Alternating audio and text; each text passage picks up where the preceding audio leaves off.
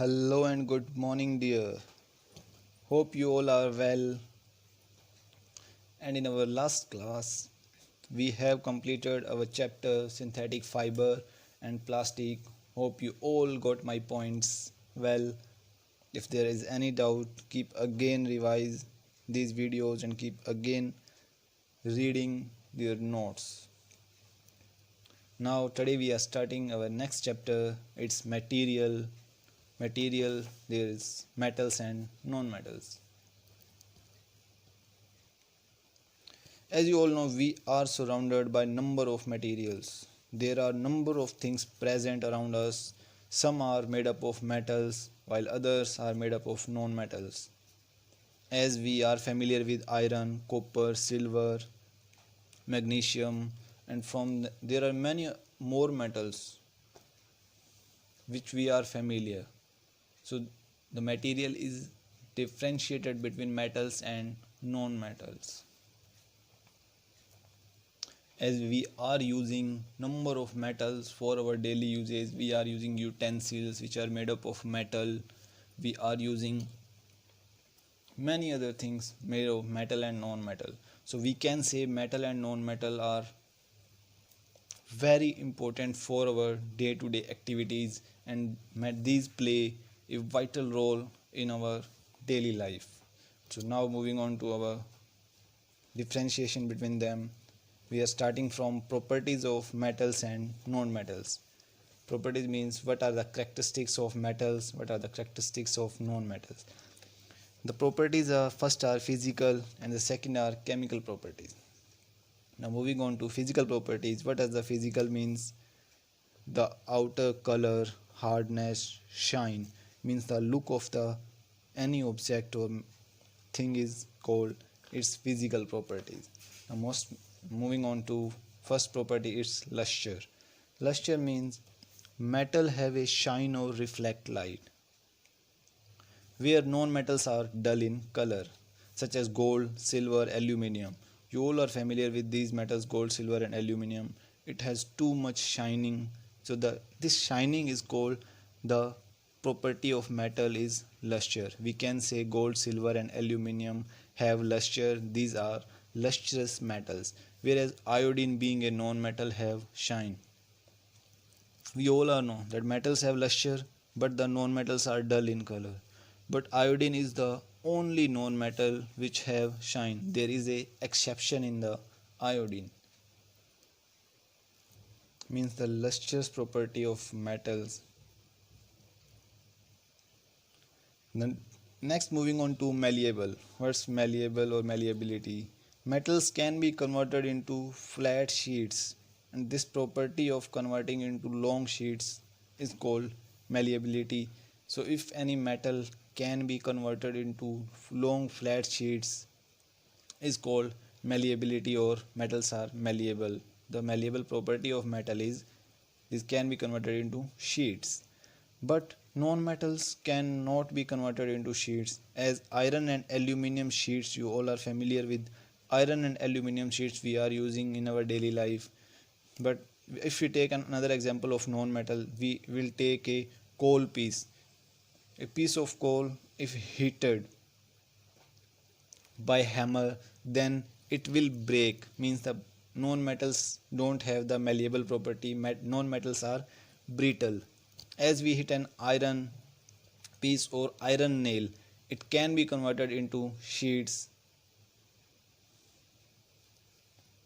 So it's the malleable property of metals. Now next moving on to ductile property, means metals can be pulled into long wires. If any metal is able to be converted into long wire, it means the metals are ductile. It shows the ductile property of metals. Example, iron, copper, aluminium wires which we are using, and these are the commonly used wires, so we can say metals are ductile also. Now next property is sonorous. It is that metal things produces ringing sound when struck hard.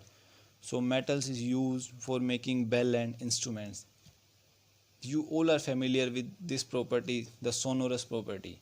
As you as your class is over, there is a bell rang. What's this? It is the hard metal struck, means if one metal stuck to the other, means when iron bell is stuck to a long iron metal, it produce ring sound. It is used in making bell and other sound producing instruments or musical instruments. Metals are also used, so it is the sonorous property of metals.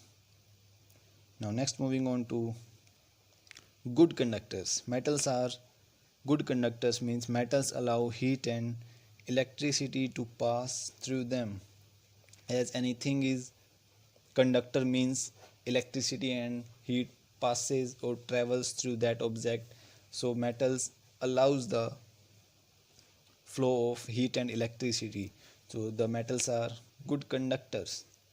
As iron, copper is used for making wire because they do not resist the flow of heat and electricity. That's why these are used for making wires.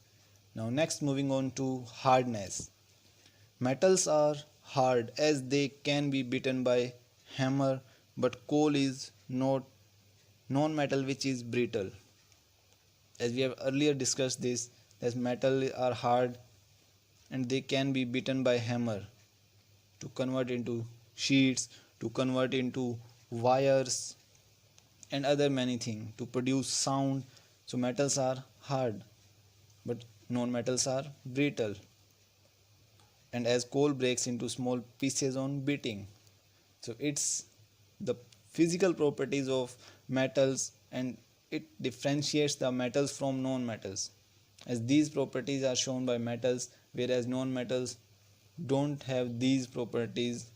Now next, moving on to our fact study. Iodine being a non-metal show luster. It is the exception of non-metal, that being a non-metal it show luster, whereas it is the property of metals. Now next, moving on to mercury. We have studied that the metals are hard, but mercury being a metal is liquid at room temperature. As we know that exceptions are everywhere, iodine is a exception in non-metal. In the same way, mercury is a exception in metals, that mercury is liquid at room temperature. The next, moving on to silver. Silver is the best conductor of electricity. Silver is the best conductor of electricity. So you will think that why are we not using silver to make wires, because these are best conductor. But the reason is that silver is very costly, so it is not affordable to make wires. It is very costly. That's why we are using an alternate which is cheaper than silver and a good conductor also. So that's why we are using iron and aluminum and copper wires. It's all about today's class. Now we have questions for you. Only one question is there. Explain physical properties of metals and non-metals. Means you have to give the physical properties of metals and non-metals. Hope you all are doing well. And one more information, your science olympiad forms are come, your registration started, so hope you all will apply. Keep revising your topics, keep studying. Best of luck and meet you soon.